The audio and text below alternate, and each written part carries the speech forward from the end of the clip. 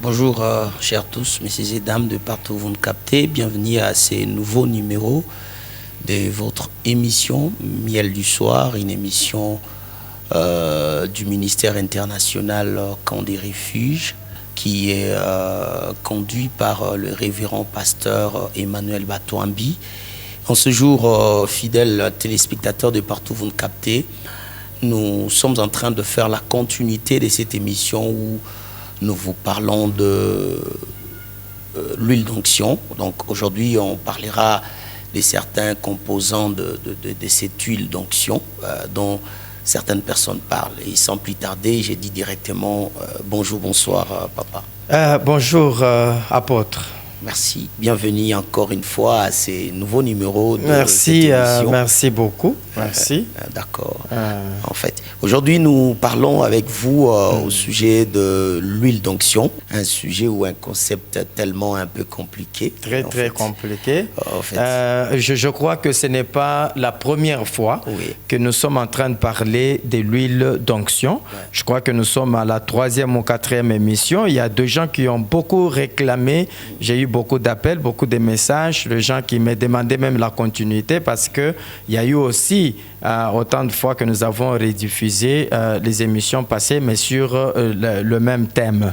Alors, parlant de l'huile d'onction, c'est un sujet très compliqué. Il y a même quelqu'un qui me disait, mais est-ce que vous n'avez pas peur de parler de choses comme ça pendant que ici, dans la ville, il y a des gens qui sont en train de vendre l'huile d'onction et ainsi de suite. Apôtre, ce que nous sommes en train de faire, ce n'est pas pour contredire quelqu'un, ce n'est pas pour peut-être attaquer une personne individuellement, mais nous sommes en train de communiquer la connaissance de la parole de Dieu. Voilà pourquoi cette émission est intitulée « Le miel du soir ». Le miel du soir, sachant que le soir, c'est le temps de l'église, apôtre, et le soir, comme étant le temps de l'église, le miel signifie la révélation. Okay. Oui, la révélation, tout simplement parce que la Bible dit que la lettre tue, mais lorsqu'il y a la révélation, c'est pourquoi Ésaïe chapitre 8, le verset 20, la Bible dit à la loi et au témoignage, si l'on ne parle pas ainsi, il n'y aura point d'aurore pour les peuples. L'aurore, c'est que la délivrance. Donc on ne peut pas avoir la délivrance s'il n'y a pas la compréhension de la parole de Dieu. Et d'ailleurs, apôtre, vous allez vous rendre compte que Jésus-Christ, lorsqu'il est en train de parler avec ses disciples, je crois, dans la prière sacerdotale, en Jean chapitre 17, il est en train de dire, et je crois au verset 3e, est-ce qu'on peut lire ça, apôtre? Jean chapitre 17, le verset 3e, qu'est-ce que Jésus est en train de dire? Jean chapitre 17, le verset 3, oui. La Bible dit ceci. Jean 17, 3, la Bible dit, or, la vie éternelle, c'est qu'ils te connaissent, toi, le seul vrai Dieu, c'est lui que tu as envoyé, Jésus-Christ. Ah, prophète, vous comprenez ici, la Bible dit la vie éternelle. Oui. C'est quoi la vie éternelle? La vie éternelle, c'est qu'ils te connaissent toi, le vrai Dieu, et c'est lui que tu as envoyé. C'est lui que Dieu a envoyé, c'est Jésus-Christ. Mais maintenant, il faut, avoir la connaissance de Dieu.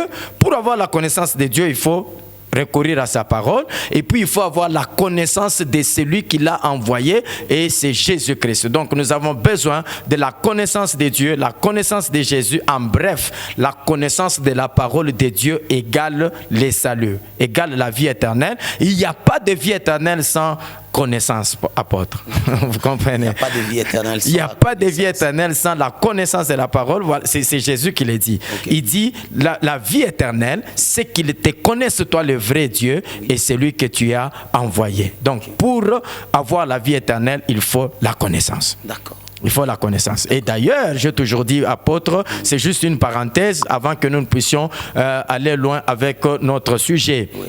Vous allez voir que lorsqu'il n'y a pas la connaissance, apôtre, on ne peut même pas adorer Dieu. On ne peut pas adorer Dieu, apôtre, lorsqu'il n'y a pas la connaissance, parce que l'adoration est basée sur la connaissance. Rendez-vous compte que en Matthieu chapitre 2, les mages avaient l'information. Ils avaient l'information qu'il y avait quelqu'un qui venait de naître, c'était le roi des Juifs. Et ils disent, nous allons pour l'adorer. Pourquoi? Parce qu'ils avaient l'information. C'est ainsi que Hérode les appelle. Hérode leur dit, allez, prenez les informations nécessaires sur les petits enfants et puis revenez afin que moi aussi j'aille l'adorer. Ah, apôtre. Donc, Hérode n'est pas allé pour adorer Jésus parce qu'il n'avait pas la connaissance. Il fallait qu'on lui amène d'abord l'information. Or, l'information, c'est la connaissance. L'information, c'est la connaissance. Voilà pourquoi, en Jean chapitre 4, je crois le verset 24, si je ne me trompe pas, la Bible, en fait, c'est la femme samaritaine qui est en train de discuter avec Jésus. Et puis, Jésus, quand elle parle de la montagne pour l'adoration, Jésus lui dit, vous adorez ce que vous ne connaissez pas. Ah, vous adorez ce que vous ne connaissez pas. Ça veut dire, quand il n'y a pas la connaissance, il n'y a pas une vraie adoration. Okay.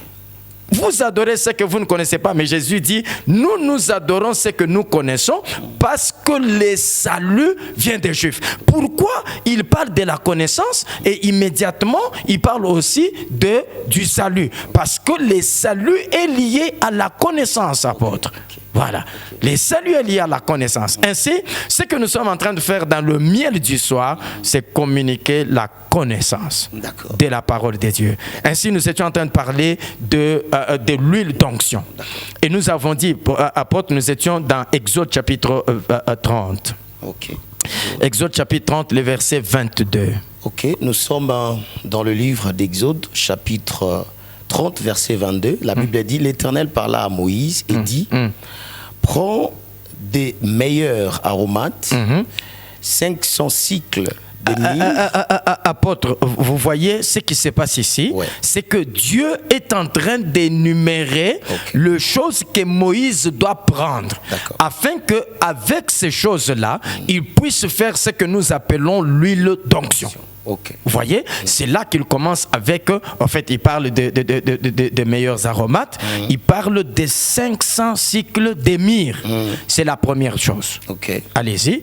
Deuxièmement, il dit, de celles qui coulent d'elles-mêmes, la moitié soit 250 cycles de cinnamome aromatique, 250 cycles de roseau aromatique. 500 cycles de casse selon le cycle du sanctuaire.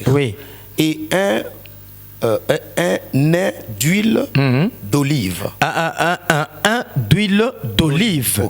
Ok. Mais j'aime maintenant ce qui suit, la phrase qui suit là, j'aime ça. Tu feras avec cela une huile pour l'onction sainte. Composition de parfum selon l'art du parfumeur. Apôtre, ça c'est très important. Selon l'art du parfumeur. Parce que nous devons savoir, les parfumeurs c'est qui? C'est très important. Les parfumeurs c'est qui? Parce que tout ce qu'on fait là, on doit le faire selon l'art du parfumeur. Selon l'art du parfumeur. Mais maintenant, regardez, apôtre. Je crois que dans d'autres émissions, j'ai déjà expliqué ça. Nous avons ici 5 composantes. Pour obtenir l'huile d'onction, prophète, apôtre, pour obtenir l'huile d'onction, nous avons besoin de 5 composantes. Ça signifie que nous devons prendre premièrement la myrrhe. C'est la première chose. La deuxième chose, nous prenons le cinnamome aromatique. Troisième chose, nous avons casse. Nous avons les roseaux aromatiques. Et la cinquième chose, nous avons l'huile d'olive. Apôtre. Vous comprenez ça, apôtre? Ça veut dire que l'huile d'olive, c'est pourquoi j'ai répété autant de fois, l'huile d'olive n'est pas égale à l'huile d'onction. Parce que sur la terre aujourd'hui, l'huile d'onction n'existe pas. Nous ne pouvons pas prendre l'huile d'olive pour l'huile d'onction. Je ne refuse pas, j'utilise aussi l'huile. Parce que Jacques chapitre 5 nous dit, quelqu'un parmi vous est-il malade qu'il appelle les anciens de l'église, qu'il prie sur lui en le oignant. On parle, en l'éloignant d'huile, on parle d'huile, mais on ne parle pas de l'huile d'onction.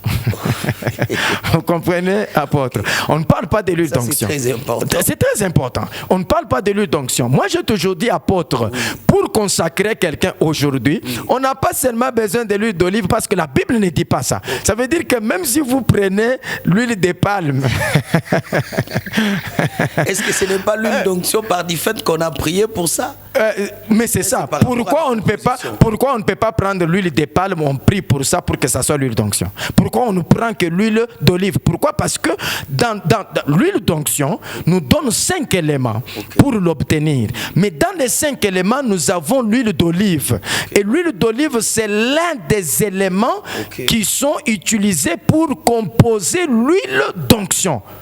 Apôtre, ça signifie qu'aujourd'hui, dans l'huile d'olive, il n'y a pas la casse. Dans l'huile d'olive, il n'y a pas cinnamon aromatique. Dans l'huile d'olive, il n'y a pas le roseau aromatique. Et dans l'huile d'olive, il n'y a pas de myrrhe. Vous comprenez? Donc, s'il n'y a pas ces choses, on ne peut pas appeler... Parce qu'il faut qu'on explique les choses telles qu'elles sont écrites dans la parole de Dieu. Vous voyez, donc on ne peut pas dire que l'huile d'olive, qui n'est qu'une composante parmi les 5 composantes d'huile d'onction, on va appeler ça l'huile d'onction. Non. Non, apôtre. C'est pour cette raison, nous devons comprendre que il y a 2 choses que nous devons corriger. Ouais, il y a 2 choses que nous devons corriger. Et quand vous lisez, vous allez comprendre que cette huile d'onction est utilisée pour la consécration des sacrificateurs, Aaron ainsi que ses fils. Vous voyez? Parce que Aaron avait 4 fils. Plus lui-même, ça fait combien? 5. Ça fait 5. C'est ça qu'on appelle aujourd'hui 5 ministères. Nous avons l'apôtre, nous avons le prophète, nous avons l'évangéliste, nous avons les pasteurs et nous avons les docteurs. Leur consécration devait se faire avec l'huile d'onction. Et cette huile d'onction ordonnée pour sa composition par Dieu à Moïse. Et Moïse devait le faire selon l'art du parfumeur. Je ne veux pas parler de l'art du parfumeur aujourd'hui parce que je dois attaquer vraiment 2 points qui sont très très capitaux aujourd'hui. Voilà, apôtre, vous savez que j'ai répété une chose autant de fois. Vous comprenez? J'ai répété une chose autant de fois et la chose que je répétais, c'est que vous voyez l'huile d'olive que nous utilisons pour l'huile d'onction. Oui.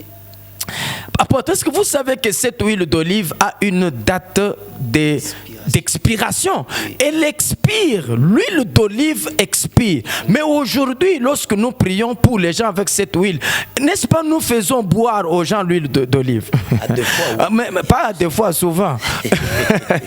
mais apôtre, quand je prends l'huile qui est déjà peut-être expirée, qui a déjà expiré, c'est une huile expirée, je fais boire quelqu'un. Mais ça peut lui causer des problèmes de santé. Mais du fait qu'on a déjà prié. Mais est-ce que quand vous... Apôtre, donc quand vous prenez une boîte de sardines qui a déjà expiré, vous priez pour ça, c'est fini, vous sanctifiez. Apôtre, il faut bien réfléchir. Est-ce que quand vous priez sur quelque chose déjà expiré, moi j'ai une sœur à l'église qui avait un problème de fièvre typhoïde et consorts, bon, on a placé la bocate et puis on injecte le produit car elle a eu quand même la pensée de contrôler le flacon là, mais quand elle regarde sur le flacon, c'est un médicament qui avait expiré au mois de mai, mais on est en train d'injecter ces produits-là au mois de juillet. Apôtre, vous voyez, c'est un problème. Vous n'allez pas dire, je suis pasteur, je suis chrétien, je suis ceci, cela. Non, attention. Attention, vous faites ça, vous allez mourir. Ça signifie que quand vous prenez aussi une huile qui a déjà expiré, et cette huile-là, vous l'utilisez, même si c'est pour les besoins de la prière, il faut faire attention. Il faut faire attention. Pourquoi, apôtre? Dieu ne nous a pas donné seulement l'esprit. Ouais. Ouais. Et vous savez que Jésus a dit, hein, soyez prudents. Comme les serpents. Comme des serpents. Soyez prudents comme des serpents. Parce que dans la Bible, les choses ne sont pas prises seulement d'un seul côté. J'ai toujours dit que dans la Bible, chaque chose doit être prise d'un mauvais côté mais aussi d'un bon côté, parce que le serpent, quand les gens voient le serpent, on voit seulement le diable. Non, non, Jésus a dit, soyez prudents comme le serpent, donc ça signifie que le serpent, c'est aussi la prudence. Vous voyez, apôtre. Oui. Ainsi, nous devons tirer attention, l'huile d'olive, ce n'est pas l'huile d'onction. Pourquoi? Parce que dans l'huile d'olive, il n'y a pas la myrrhe, il n'y a pas la casse, il n'y a pas. Alors aujourd'hui, j'ai voulu qu'on puisse maintenant commencer à parler de chaque élément, de composante de l'huile d'onction. Okay. C'est ainsi que nous prenons d'abord la myrrhe qui vient avant. Pourquoi est-ce que... Parce qu'il y a toujours une raison. Ouais, la Bible, c'est le livre des questionnements. J'ai toujours dit, dans la Bible, quand tu lis, il faut toujours poser la question, pourquoi on a dit ça? Pourquoi seulement ça? Pourquoi seulement ça? Oui. Apôtre, j'ai toujours donné un exemple. La Bible dit en Exode chapitre 22 que lorsque un homme va dérober un bœuf, voyez apôtre, lorsqu'un homme va dérober un bœuf, il doit restituer 5 bœufs. Ah, quelqu'un qui vole un bœuf de quelqu'un, il doit restituer, remettre 5 bœufs. Mais je pose la question, mais pourquoi seulement 5? Je dois comprendre. Je dois comprendre. Vous voyez, apôtre, je dois comprendre pourquoi seulement 5 bœufs à remettre, pourquoi pas 4, pourquoi pas 6, mais pourquoi seulement 5? Alors, quand je lis la Bible, je comprends que les bœufs, dans la Bible, selon 1 Corinthiens chapitre 9, le verset 9, les bœufs, c'est un serviteur. Comment ça? Vous allez trop loin avec les Écritures. Mais c'est ça, les Écritures, il faut aller loin. Les Écritures, il faut aller loin, apôtre. Okay. Ouais. Mais toute écriture est inspirée de Dieu. Toute écriture est inspirée de Dieu, apôtre. Il faut aller loin avec les écritures. Pourquoi? Parce qu'une écriture n'est qu'une enveloppe qui cache la pensée de Dieu. Okay. Ce dont nous avons besoin, ce n'est pas l'enveloppe, nous avons besoin de ce qu'il y a à l'intérieur. Parce qu'on ne lit pas l'enveloppe, on lit ce qu'il y a à l'intérieur. Voilà. C'est ainsi que nous comprenons. 1 Corinthiens 9, 9, le bœuf, c'est un serviteur. Parce que d'ailleurs, les bœufs, ils travaillent dans le champ. Okay. N'est-ce pas? Oui. Mais le champ, aujourd'hui, le champ, c'est l'église. Oui. Voyez. Donc, le bœuf qui travaille dans le champ aujourd'hui, c'est les serviteurs qui travaillent dans l'église. Okay. Oui. Maintenant, le serviteur, ça veut dire que lorsqu'on a dérobé un bœuf, c'est un serviteur qu'on a dérobé. Hein, vous allez comprendre que Jésus-Christ, quand il est venu sur la terre, apôtre, il n'est pas venu pour être servi. Lui-même l'a dit. Je ne suis pas venu pour être servi, mais je suis venu pour servir. Donc, Jésus est venu dans la forme de serviteur. Actes des apôtres chapitre 1er, quand Jésus est en train de monter, apôtre, la Bible dit une nuée l'a dérobé. Ah, donc la nuée qui a dérobé Jésus, c'est Dieu qui a pris les serviteurs qui étaient envoyés. Okay. Or, quand on dérobe un bœuf, on doit restituer combien? 5. Ok. Un bœuf égale un serviteur. Oui. Mais si Jésus, c'est un serviteur que Dieu nous a pris, il doit remettre combien, apôtre? 5. 5. Mais c'est pourquoi il nous remet l'apôtre, le prophète, l'évangéliste, les pasteurs, les docteurs. Ça fait combien, apôtre? 5. Oui. Voilà. Okay. Donc, quand on pose des questions, on trouve la réponse. Prenez, apôtre, prenez Anne. Okay. Anne a eu Samuel. Qu'elle a beaucoup cherché. Et quand vous lisez le livre de 1 Samuel, la Bible dit, Anne, quand elle a eu Samuel, elle a pris Samuel, elle est allée déposer dans le temple. Elle a prêté Samuel à Dieu.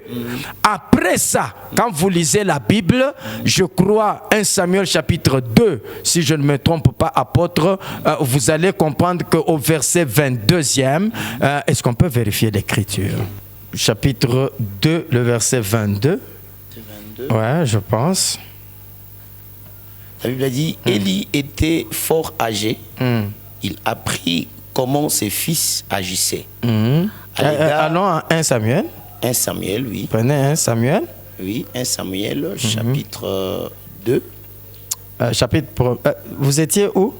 1 Samuel, chapitre 2. 1 Samuel, chapitre 2. Non, prenons chapitre 1er d'abord. Ok, chapitre 1er. Chapitre 1er, le verset 22. Verset 22. La Bible a dit, mais Anne ne monta point et elle dit à son mari, lorsque l'enfant sera servi, je le mènerai enfin qu'il soit présenté devant l'Éternel et qu'il reste là pour toujours. Elkana, son mari, lui dit, fais ce qui te semblera bon. Attends de l'avoir servi, veille seulement l'Éternel accomplir sa parole. Et la femme resta et allaita son fils jusqu'à ce qu'elle les servra.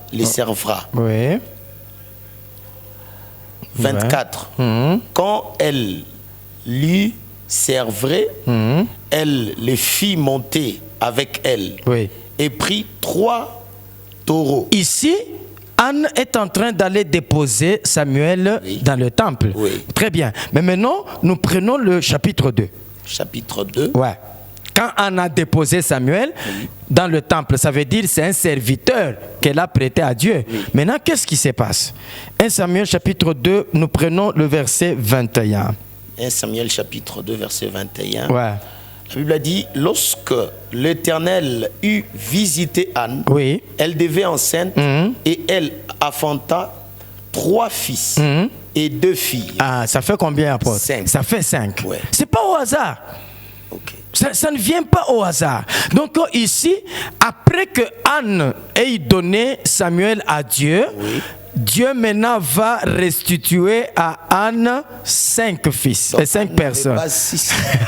Non, mais l'autre, Dieu l'a pris. Quand on prend un, on doit restituer 5. Dieu prend Jésus, il le remet 5 ministères. Parce que quand on prend un bœuf, on doit restituer 5 bœufs. Ça ne va pas faire 6 bœufs. Ça fait 5 bœufs. La personne qui reçoit les bœufs, parce que l'autre est déjà pris. Oui, ça fait 5 bœufs. Vous voyez. Donc c'est ça. La Bible, c'est le livre des questions. Pourquoi la myrrhe? Pourquoi la casse? Parce qu'apôtre, Dieu pouvait dire, ok, prenez les citrons, prenez l'orange. Mais Dieu dit seulement, prenez la myrrhe. C'est cette révélation-là que nous attendons. Très bien, très bien, apôtre. Est-ce que nous pouvons lire, prenons les livres d'Esther. Prenons les livres d'Esther, chapitre 2. Esther chapitre 2. Le verset 12. Le verset 12. La Bible a dit ceci. Chaque jeune fille allait à son tour vers le roi Assuérus. Après l'avoir employé 12 mois à s'acquitter de ce qui était prescrit aux femmes. Pendant ces temps, elle prenait soin de leur toilette. 6 mois avec d'huile de myrrhe. Attends. Donc ici, nous avons les jeunes filles belles, vierges, qui étaient sélectionnées pour défiler devant le roi Assuérus, pour que le roi Assuérus choisisse son épouse, la reine, qui devait remplacer la reine Vasti. Très bien. Vous voyez? Et maintenant, ici on dit, ces jeunes filles-là devaient être entretenues pendant 12 mois. Et dans le 12 mois, nous avons 6 mois, elles devaient être entretenues avec l'huile de quoi? De myrrhe. De myrrhe, apôtre. Et les 6 autres mois, avec, je pense, les aromates et les parfums. Et puis, les aromates et des parfums. Et des parfums, très bien. Un usage parmi les femmes. Voilà, ça fait ici 3 produits. Les 3 produits pour la beauté de la reine. Vous voyez, maintenant, le premier produit, on parle de l'huile de myrrhe. Voyez, apôtre, c'est pas pour rien que Dieu choisit ça pour... C'est pas pour rien que Dieu choisit ça pour faire, disons, partie de la composante de l'huile d'onction. Donc, ici, la vierge la reine qui doit passer devant le roi doit être entretenue avec l'huile de myrrhe. Ça veut dire que la reine Esther qui était choisie, s'était entretenue avec l'huile de myrrhe. Très bien. Mais maintenant, vous comprenez que ici, le roi Assuérus lui-même, c'est Jésus-Christ. Oui, parce que entre le roi Assuérus, et la reine, il y avait celui qu'on appelait l'eunuque. Vous comprenez, apôtre? On ne pouvait pas voir le roi sans passer par l'eunuque. Ça veut dire qu'aujourd'hui, l'Église est en train de traverser ce que nous appelons l'année des grâces. Mais nous sommes pendant le temps de grâce. D'accord. Le temps de grâce, c'est l'année de grâce. Oui.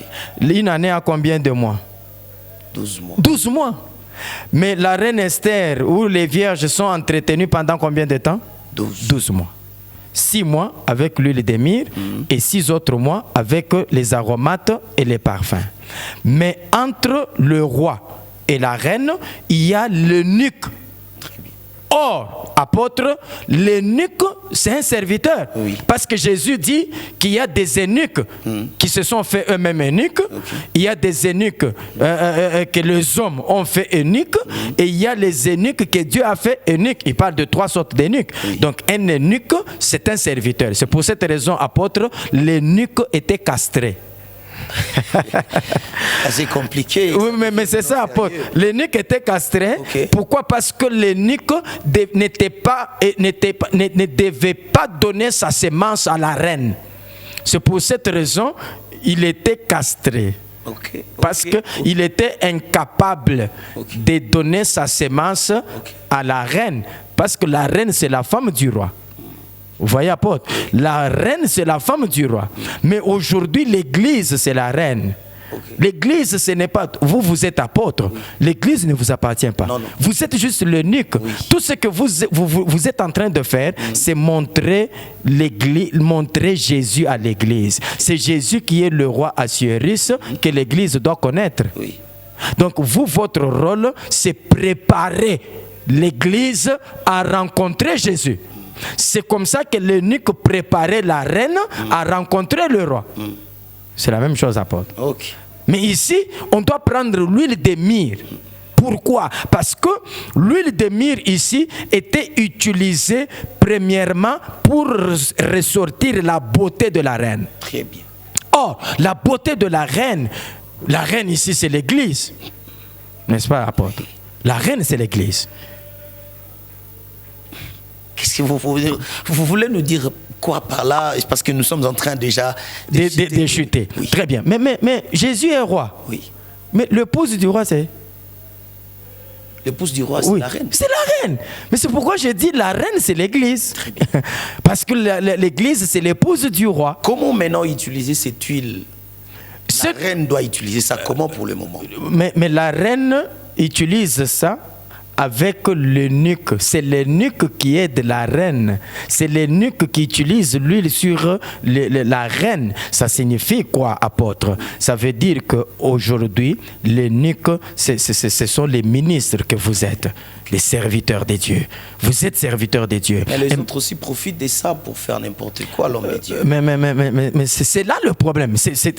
Malheureusement, nous sommes en train de chuter. Tout simplement parce que la beauté de la reine, c'est quoi? Parce que la beauté de la reine, c'est en Éphésiens chapitre 5. Okay. Le verset 25. Là, la Bible parle de l'Église que Jésus est en train de sanctifier par l'eau de la parole. Vous voyez, la parole de Dieu aujourd'hui est en train de sanctifier l'Église pour que nous obtenions une Église pure. D'accord. Ça veut dire que l'huile de myrrhe, parce que la beauté de l'Église, c'est la sanctification. Okay. La beauté de l'Église, c'est la sanctification. Okay. Et la beauté comme étant la sanctification, c'est l'huile de myrrhe qui amène cette beauté, c'est l'huile de myrrhe qui amène la sanctification. Donc nous devons comprendre maintenant ce qu'est cette huile de myrrhe. Je vois que le temps est parti, apôtre. D'accord. En tout cas, merci beaucoup. Vous sentez que nous avons vraiment beaucoup de choses à suivre avec cet homme de Dieu. Vous êtes tellement... en fait, je crois que ces questions, j'aurai à vous poser ça prochainement, parce que je sens votre évangile prend vraiment une autre connotation, pas celle de Lubumbashi, où les autres parlent seulement de combat spirituel, des mots et tout, mais vous êtes dans un coin où vous parlez de choses tellement extraordinaires. Non, on explique les Écritures. Ok. Ouais. Je crois que prochainement, on aura le temps de parler sur ça. Malheureusement, bien aimé. En fait, je crois que vous avez vraiment besoin de comprendre beaucoup de choses. L'homme de Dieu, un dernier mot pour chuter avec cette émission. Merci. Le dernier mot, nous sommes en train de parler de l'huile d'onction. Ça veut dire que l'huile d'onction n'est pas l'huile d'olive. Et l'huile d'onction a 5 composantes. La première composante, c'est la myrrhe. La myrrhe était utilisée pour sortir la beauté de la reine Esther. Nous disons que la reine Esther ici, c'est l'église de Dieu qui est en train de traverser l'année de la grâce parce que la reine était entretenue pendant 12 mois. Une année a aussi 12 mois et nous allons expliquer ça prochainement pour comprendre ces 12 mois, c'est quoi, parce que ce ne sont pas le mois ordinaire. Et cette beauté qui devait être ressortie avec l'huile de myrrhe, c'est la sanctification. Donc la beauté de l'église, c'est la sanctification. Donc la myrrhe est utilisée pour la sanctification de l'église. Merci beaucoup fidèles téléspectateurs. Merci beaucoup aussi à notre papa, le révérend pasteur Emmanuel Batouambi, pour cette explication aussi, éclaircissement des Écritures. Merci en tout cas et merci à vous, chers téléspectateurs. Nous sommes à la fin de cette émission. Nous sommes le ministère international Camp de Refuge. Nous sommes à Lubumbashi, dans le quartier Bel Air, sur l'avenue l'avenue Philaos, numéro 22-23, dans la commune de Campemba. Pour ceux-là qui auront besoin d'entrer en contact avec nous, je crois qu'il y a des numéros qui défilent au bas de vos petits écrans. Vous pouvez entrer en contact avec l'homme de Dieu, nous sommes disponibles pour vous. Prochain numéro, c'est pour très bientôt. Que le Seigneur vous bénisse. On se retrouve très prochainement. Au revoir.